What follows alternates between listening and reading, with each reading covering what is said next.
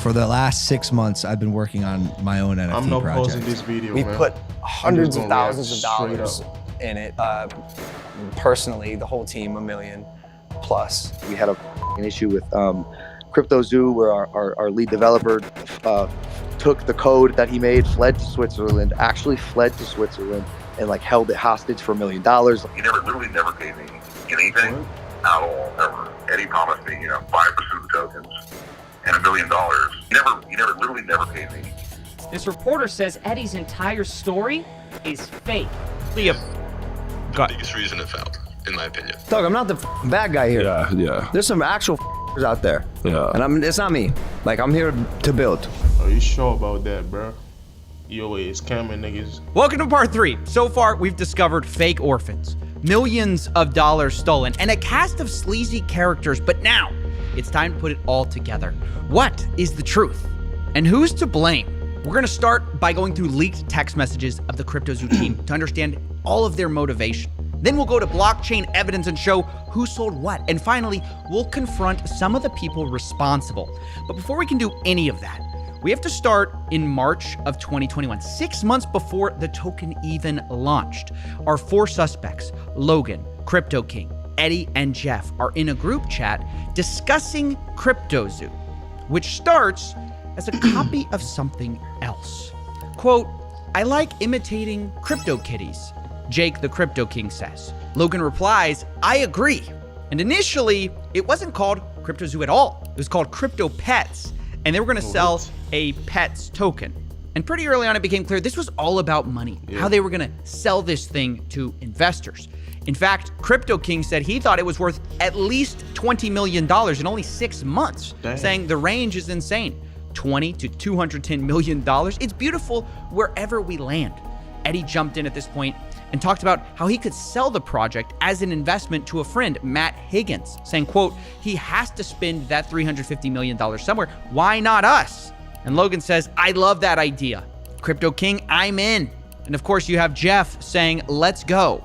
So you can see right there, they wanted to sell this game before it had even launched. That's crazy. Now later, Eddie amends the list of investors and says, quote, "Investors will be Gary Vee, Todd Morley, James Altucher, Ryan Kavanaugh, and others confirmed on my end." Supposedly, they had $100 million of investment interest. Now, I actually went to some of these investors and asked if this was true, and the one person who responded denied it, Ryan Kavanaugh. Quote, "Nope, not even a little bit." Damn. So this looks like it could be yet another lie from Eddie Ibanez, but either way, it looks like there was more issues than just finding investors because the team wanted to pre-sell tokens, and not everyone was sure it would be legal.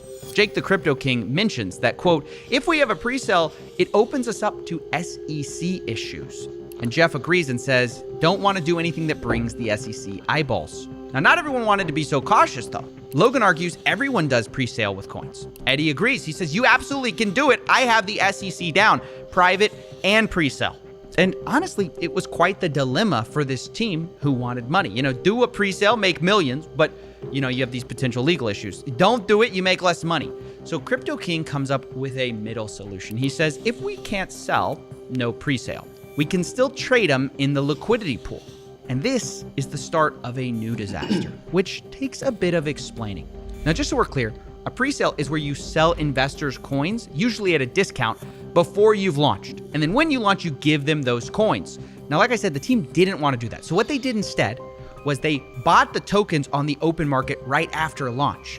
But they tried to get clever with it because they didn't actually announce that they were launching this coin at all. They stealth launched it on June 11th and didn't announce this token through Logan until August 18th, meaning they had all that time to silently buy up as much of the supply at a steep discount as they wanted. And the idea here was that doing this, the team could get these tokens extremely cheaply, which is kind of like a pre-sale, but without all the SEC troubles. And Crypto King makes this clear on June 7th when he says, quote, "Launch of the liquidity pool is where huge money will be made because you get in cheaper." And then says, "We, the team, begin buying out the liquidity pool. Once the team has exhausted funds for the liquidity pool buying, we send the contract address to friends, family, investors who want to be able to get in." So obviously the plan is we buy first, then we give it to our close friends and family, and then maybe the public eventually, right? And even the day before, Crypto King reminds everyone, Quote, Zoo Day is tomorrow. I highly recommend everyone get a few $100 to a few $1,000 in Zoo when it goes live. It will likely 10 to 1,000x. So that was their plan. Rather than doing a pre-sale, they were going to do this stealth launch and hopefully get tokens cheaply the same way, but without all the legal troubles. Or at least that was the plan. Because on stealth launch day, this is where things first started to go wrong for the team. At first, everything seemed to go normal. The team sat in a circle and literally bought it out as planned. But the next day, Crypto King says something odd. Quote, a bot is playing with our token. Kind of cool to watch them work. But he doesn't mention who this bot is. And he also says the asshole finished selling, but doesn't mention who that is. Now, Jeff, Logan's manager, replies upset. He says, how do we prevent someone doing what they just did again? We went from a $130 million to $26 million market cap in 2 hours. It's not cool to watch. Logan jumps in. Yeah, wait, how did that happen? And he also says, what asshole? How did anyone get this token except for us and none of us sold? And I think actually this is incredibly suspicious because the implication of what Logan's saying is, hey, we tried to scheme this really well. We tried to all buy this without letting anyone know. Exactly. How did anyone else figure out we were buying it? That's crazy. Right? And this is where a fight ensues that's going to become really interesting. Crypto King deflects the question by saying, my buyer pushed it back up to $40 million. And Logan says, no, bro, F your buyer. Explain to me what just happened and how there were 30 token holders. And Jake tries to explain that this was just traders and bots happening to find the token. But Logan says only 5 of us knew about it. Jake says, well, many people chase volume and new tokens. And to some extent, he's kind of right. But Logan replies, cap. He doesn't believe it. Quote, I can't be the only one who thinks that's too incredibly convenient. Like someone was tipped off. And look, no one's more critical of Logan than me. But as I'm reading these texts, I was kind of like agreeing. Like, yeah, it does seem too nonchalant when somebody's ruining your secret plot. You know what I mean? Because Crypto King was acting very strange. He says, we created $40 million out of thin air. This is a success. Logan replies, this nonchalance worries me. F 40 million. It was at 120 million, which again, it's all about the money with these guys. Facts. But truth be told, I did agree that Crypto King's attitude seemed strange in these texts. I mean, he's not wrong that bots are a thing. Traders are a thing. But it sounded like he didn't want anyone to look into it. So, naturally, I looked into it. And what I found surprised me. Because there were bots, but there's also unusual human activity during this time. So I tracked the 5 biggest buyers of this Zoo coin. And lo and behold, this is what I found. Logan was one of the biggest buyers, which is what you'd expect. But he wasn't the biggest. In fact, 2 of the biggest wallets seem to be associated with Crypto King himself. And here's where I paused. I said, wait a second. Why did this guy buy more Zoo tokens than Logan when this is mostly Logan's project? I thought Crypto King was a small part of this team. And so to get more info on this, I actually got access to an internal meeting note from the day of June 11th, which they called Zoo Day. And in it, we find actually some interesting information. We see that 5 founders bought in. They apparently were, quote, trading in circles until each person maxed out. But on the list of buyers and how much they spent are only 4 people, when we know 5 people bought. We have Danny, Logan's assistant, for 20K, Logan Paul for 100K, Jeff at 100K, and Eddie at 100K, but Crypto King is nowhere to be found. And yet, on the blockchain, I have him putting in $200,000 worth. And this number, by the way, seemingly is confirmed in a conversation I had with Crypto King, where he said, my 200K investment. And the reason this is important is because it does imply that something shady was going on the day of the stealth launch. Because Crypto King had a relatively small role in this whole project. He was the advisor, but it wasn't that big of a deal. Like you can see from the internal meeting notes, they have a breakdown of who's getting what in terms of founder tokens. And like Logan Paul's getting 51%, Eddie's getting 30%, Jeff's getting 10%. Jake's only getting 5% of tokens, but he has the most of these like stealth launch tokens, which makes no sense. And it got me thinking that maybe what explains this suspicious behavior around like, oh, don't worry about who was buying at the time of the launch. Maybe that's explained because perhaps no one knew that he was buying up large parts of the token supply. Maybe he was buying it to sell later. Now, of course, that's speculation. So that's why I confronted Crypto King on all of this. But before we get to that call, let's address the elephant in the room. Logan didn't accuse Crypto King of being a scam. It was the other way around. Crypto King told Logan Paul he was a scammer. And the question is, why? Well, to answer that, we have to go from June, the stealth launch date, to September 1st, the official launch date of CryptoZoo. September 1st, cryptozoo.co. Now, the day of the launch was a bit strange because you might think, well, they already have a token, right? But the first thing they did was actually create a new Zoo token with a different code, but the same name. And they actually airdropped all the holders of the first Zoo token with an identical amount of those coins on the second Zoo token. So you might be wondering, why did they do that? Well, maybe it's to change the smart contract, but maybe it's because of what they did do. They blacklisted some of the holders. In other words, they didn't airdrop to everyone, including Jake the Crypto King. They excluded his wallets so it couldn't get these Zoo coins. Jake texts the group about this the next day, saying, quote, "The Zoo team made a major error this weekend. They chose not to communicate, mint a new token, and airdrop it to whatever wallets they determined fit. This decision came from Eddie and Logan, and I had no part in it. 11,250 wallets before the airdrop, under 11,000 after. They chose to blacklist and ban over 200 wallets." Damn. Now, who those wallets are, I have no idea. But he continues, quote, "As a founder like Logan, Jeff, Eddie, and Danny, I had purchased a large quantity of tokens. 5+ of my wallets had been blacklisted from the original team's buys." Now, I don't know why he had 5+ wallets there, but okay. He says 80+ billion Zoo tokens were confiscated from me to date without any communication. So, wow. That's why Crypto King accused Logan of stealing from him or scamming. It's because he was frozen out of a lot of his wallets. And then we get to the text you guys all know. He says, "Logan, you stole $40 million. You're a scammer. You're a con artist, all that stuff. You betrayed your community. The reality is you aren't that guy." And Logan responds, "Oh, Jake, trust me, bro. I am that guy." Cue "In the Arms of an Angel." And look, I mean, what do we make of this? Well, I don't know. I can't root for either of these guys because it sounds like Logan stabbed him in the back, but it sounds like Crypto King may have stabbed him in the back in the first place, right? Because it does appear like he bought tokens that maybe everyone didn't know about. So I'm really not a fan of anyone in this situation. And by the way, this whole thing was structured so misleadingly from the beginning. I have to talk to you a bit about it because you might think that these tokens were the only tokens they had, but it's not even true. In the distribution section of Zoo's white paper, they say there's 2 trillion tokens, and a quarter of that are allocated to development, marketing, and founders. Those aren't even the tokens we're talking about right now, because they claim that those tokens were locked up for 6 months, and then afterwards, 10% was unlocked every month. And if that's true, there would be no reason for these funds to be blacklisted, right?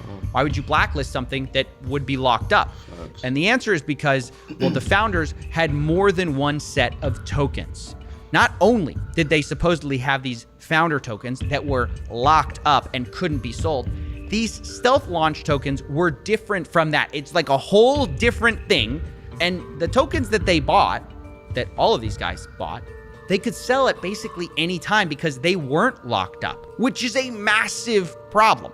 And this fact was explicitly laid out in their meeting notes with only one rule. They say, quote, "No selling until $200 million market cap, and don't impact the market more than 3%, and not impact the market more than 10% in a day." And by the way, this is basically conspiracy to manipulate a market. You know, they're literally having insider rules for how to sell. But we're gonna look past that, right? Because these rules eventually kind of changed. A text from Logan's manager, Jeff Levin, came to the group chat, Zoo Founders, saying, "Guys, new and absolute rules. No one is to sell or transfer any Zoo. Logan's gonna make the call when we can make moves." And Logan replies, "Your tokens do not leave your wallet. This is a game." Now, that all sounds well and good. Don't sell your tokens, but the reality was, I mean, they're just kind of trusting each other because these tokens that they're talking about, they're unlocked. They're not locked up, and they could sell it at any time. And I guess the question on my mind is that why Crypto King's tokens were blacklisted? Because they thought he would sell? Or maybe it's just the fact they found out he bought and they didn't know about all those tokens. It's honestly hard to say without knowing more evidence. And this is where we're going to jump into the blockchain. Now, I've tracked the wallets of the entire team and identified the largest seller of Zoo in the team. And it wasn't Jeff. It wasn't Danny. It wasn't even Logan. It was Crypto King. Crypto King sold, by my calculations, millions of dollars. Damn. And I know what you're thinking. How's that possible, right? I thought his tokens were blacklisted the day of the official launch. How could he sell that much? Well, the answer is that not all of his tokens were blacklisted. He had even more tokens behind the scenes. And what's worse, the CryptoZoo team actually gave him back a lot of his blacklisted tokens, which I guess you can see as a good thing or a bad thing, because he then turned around and sold those tokens, right? And from my blockchain analysis across his blacklisted tokens he got back and the tokens that he had squirreled away the whole time, he ended up making $6 million. Damn. He did this by sending out tokens from these larger wallets to dozens of smaller wallets, selling it, and then sending the money to final cash out wallets. So I used those final wallets to calculate the amount he made. Now, I know, look, it's a lot to accuse someone of selling $6 million in a project that doesn't even work. It's a giant scam. So I wanted to give him a chance to defend himself. So I got on a call with Crypto King, and here's what he said when I finally revealed that I knew he had sold. I'm going to change this whole fucking story. Yeah, I'll go on the record for you, and yes, I'm going to show you the text message that say we can sell at these ascending market caps, and literally, I'm going to 100%. It sounds like your biggest issue with me is that I sold. Ooh. And if that's your biggest issue with me, that's the truth. Damn. Wow, that is a big admission. Selling tokens for a project that you're an advisor on when the project has never been delivered. Although Crypto King insists that it wasn't $6 million and he wasn't trying to rug a project. In fact, really, he might be the one who got screwed over in all of this. Like, I didn't sell $6 million worth. That's going to be other wallets, but that's probably not going to be able to be me being able to be proven, except for them saying, can you send BNB to all these different wallets for me? Which that I'll be able to show you that I was giving BNB to the whole team. I'll also be able to show you that I was a 5% holder of the Zoo tokens that I was promised to be given over the 3-month period, was never given. I can also show you that I was frozen out and was never given the 15 billion tokens back that I paid for in cash. Damn. Okay. I'll show you all of those things on the record, and then you can also say that I did sell, which is also true. Yep. But as long as it's accompanied with he was a founder that was supposed to be given 5% of the project and was never given the token or paid, worked for almost a year on the project. As long as that goes in with it, then at least that tells my side of the story so people understand that it's not like I was trying to rug a project. It's like I put $250,000 into a project plus 6 months of time, and the founder never did anything he said he was going to do, and then hired a bunch of devs that didn't do what they were going to do. And every time I gave advice, the advice was I was told to fuck off. So it can be that story, or it can be he sold all this amount and he got in early. Well, yeah, that's like 1% of it though. Incredible. He sounds like he views himself as the victim, or at least like he got screwed too, which just has to win the gold medal for me for mental gymnastics, because he literally had put $200,000 into this and he says he made millions of dollars. Even if you take him at his word that he didn't make the full 6 million, he admits to me later that it might be a pretty close guess. He tells me via text, quote, "I don't care if you tell people I sold a few million and leave it at that." Well, okay, $6 million, a few million dollars, it's millions of dollars, right? Millions of dollars when you only put in $200,000 into a project that's never been delivered, doesn't work, scammed people out of their money. How is he saying he's the one who's in the wrong? Exactly. Well, in his view, what he did was not wrong. It might have been arguably unethical, but it wasn't illegal. And what Logan did, well, that was illegal. You can say the timing was bad and it was inappropriate to sell, but the reality is I bought tokens open market and sold them open market. So there was nothing illegal about that. Ethically, arguable. The rest that Logan did to me was ethically wrong and illegal. Now, what do I think of all this finger pointing? Well, I think it's pretty wild to try to make yourself look like the lesser of two evils when you made millions of dollars and investors lost millions. I just do. Now, at the same time, I want to be fair to Crypto King. He's not the only one who sold here. But I also have to say, not everyone from the founders did sell. For example, Jeff, Logan's manager, to my knowledge, never sold. Neither did Logan Paul, which was a huge surprise. All their wallets that I tracked, held on to their tokens, which is good, and to their credit for a game that doesn't work. But you know who did sell? Eddie Ibanez. The guy who didn't pay the initial devs, the supposed MIT orphan? Yeah, from what I could see, his initial wallet got a ton of Zoo, sent it to a bunch of smaller wallets, and then sold off, kind of like Crypto King. And for my calculations, he made about $1.7 million. Now, I have to tell you that like Jake, I tried to confront him and give him the opportunity to defend himself, but he never replied to my emails or my phone calls, and we're just gonna have to leave it there. But we're not done with the money just yet, because we still need to talk about the eggs. Remember, we talked about how they profited from Zoocoin, but they also made millions from eggs. According to their own internal meeting notes, they plan to make about $3 million selling these eggs for 0.1 ETH a piece. And that's not far from what I calculated they actually did make, which was about $2.5 million. In the meeting notes, they say they're gonna clear expenses and then do payouts. But pay out who? They don't say. And these expenses are referencing an earlier note suggesting Eddie and Logan had both spent $300,000 each, which I'll say is not $1 million, but okay, we'll give it to them, right? So they got paid back their $600,000, but where does the rest of the money go? Well, on the Ethereum side, there's one payout for $364,000 to one wallet and another $1 million to another. Both are Coinbase addresses, so we don't know who exactly that is, but clearly someone on the team made a lot of money from these NFT egg sales that do not work. And on the Binance Smart Chain side, where they also made money selling eggs, the Zoo that was spent was supposed to be set aside for 50% to be burned, which they did, but the other 50% was supposed to be allocated for wildlife charities and crypto zoo development. Now, neither seems to have happened because all the money is in a wallet that the team still controls, so there are open questions about, where that money is going to go and where the Ethereum money went. Did it go to Jake? Did it go to Logan? Did it go to Jeff? Did it go to Eddie? We don't know. But what I know for sure is that no one was innocent, although there are certainly shades of guilt you can argue about because, of course, not everyone did sell. You could look at that as the most important thing.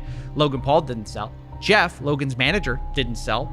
But does that make them innocent? Nope. Well, I don't think so because they never built a game they promised people. Logan Paul specifically got millions of dollars spent on this game on the promise of the technology that he never built, that his team never built. And he never addressed the failure except to blame his developers who weren't paid.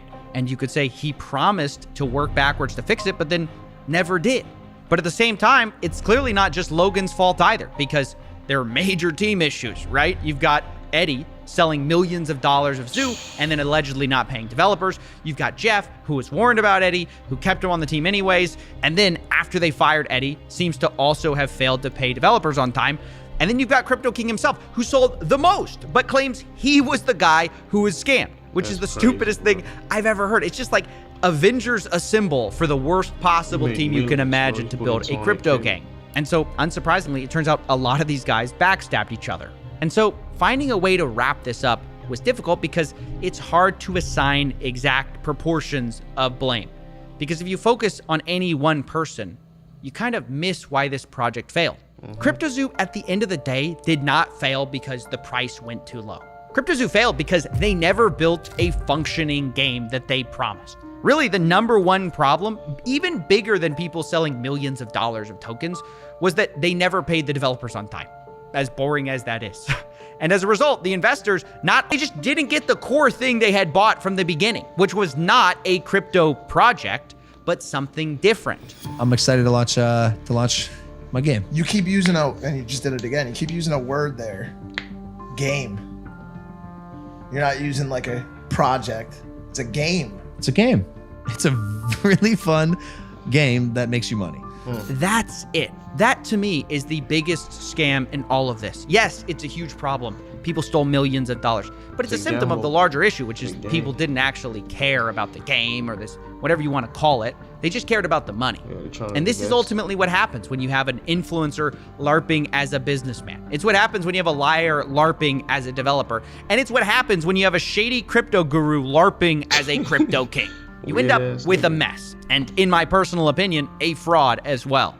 And now that this thing blew up in their faces, these four seem to be dodging accountability faster than SBF dodges calls with me. Because I have reached out to everyone involved. I've tried to get all of their statements on things. So far, no one has taken accountability or offered to refund the victims at all. They're all That's hiding, crazy. pretending these victims don't even exist. But they do exist. And throughout my investigations, they've been the heartbeat of this whole thing. So I decided to close this investigations in a bit of a unique way. Rather than me deciding who's to blame or me deciding what you should think, I want to give them the last word. Everyone's to blame. Logan, in the sense of his poor management, is his project. He still made these promises to people. I think everyone it is to blame, including Logan Paul, of course, because he was the one in charge of this, and he was responsible for all of this mess. Everybody has a big part and a massive cross to bear. Each one of them scammed the project in their own way, and then off to the sunset they went. It was his job to check the team, to make sure that everyone is working together, to make sure that he is giving the funds of the people that put it into his project under his name to people that he actually trusts. So in my opinion, if the team failed to perform, that's Logan Paul to blame. The community is destroyed. People is angry. They just want their money back. They just want their normal lives back. Reimburse those loyal fans that they have, or try to rebuild the project, actually deliver on the project. Nah, bro, fuck all that rebuilding the project. Give them niggas their money back, period. You know what I'm saying? Like, that's crazy. It's absurd, bro. For those who are still holding their eggs, like I am, or for those holding the zoo coins, so maybe they could just deliver what they promised, and that would give some redemption to this fiasco. He's not said a word. That's as bad, or almost as bad, as taking the money. It's the not coming out and just being a man about it. At least we deserve to know what was happening behind the scenes while we were waiting for almost a year and a half. The fact that we're hearing this information not from Logan Paul, but from pretty much an investigator, it really says a lot.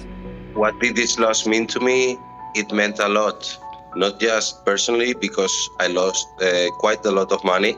My kid and also my wife were invested. It was like telling a kid that Santa doesn't exist or something like that, because she really believed in all that game. She really believed in Logan Paul. Kids look up to that kind of people. So it was some kind of broken dream. My mum was invested.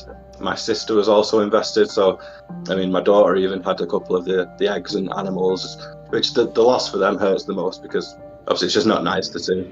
For somebody to win, somebody has to lose. That's a gamble you take, whether you get into crypto or not.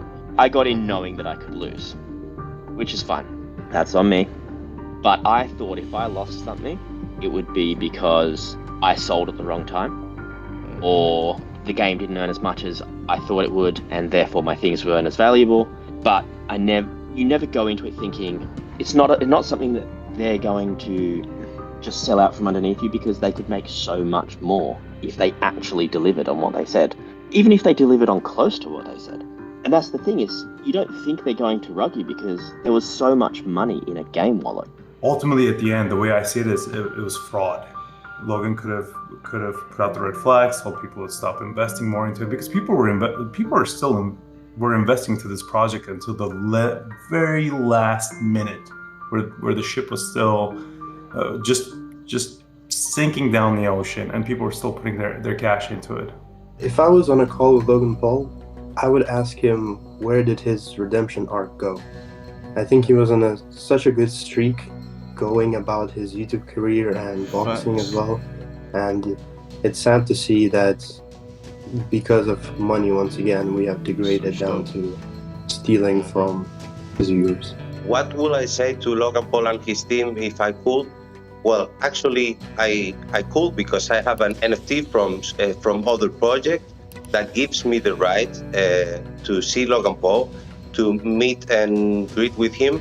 And I will actually use that right to tell him this story again, show him this video in front of me, and see how he reacts when he sees that my family, my whole family and my kid are affected with this situation, because I think that's not human.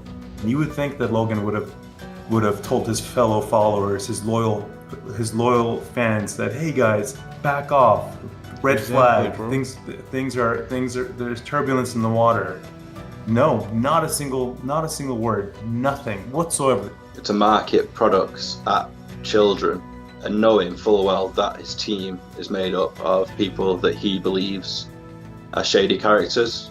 Yeah, he still goes on Forbes interviews and says the game is great for kids. It's gonna be amazing. Who loves it most? The kids. Their kids love it. Our developers' kids, all of them, cannot stop playing the game. I think that is inhumane the way that side of it's been marketed. Knowing what's happened since, knowing that all of the people that were there from the beginning, like all of the guys that I'd speak to on a daily basis, that we've all just got nothing now. Ideally, I just want to say I'll see you in court. Damn.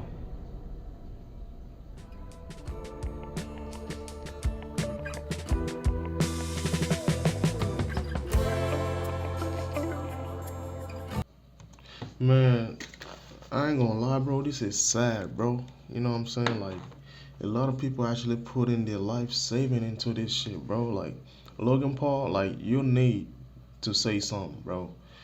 Nobody cares about your tweets and all that. You need to post a video or whatever and come claim, bro. You know what I'm saying? Like, he's over with, bro. I'll see you on the next one. Peace.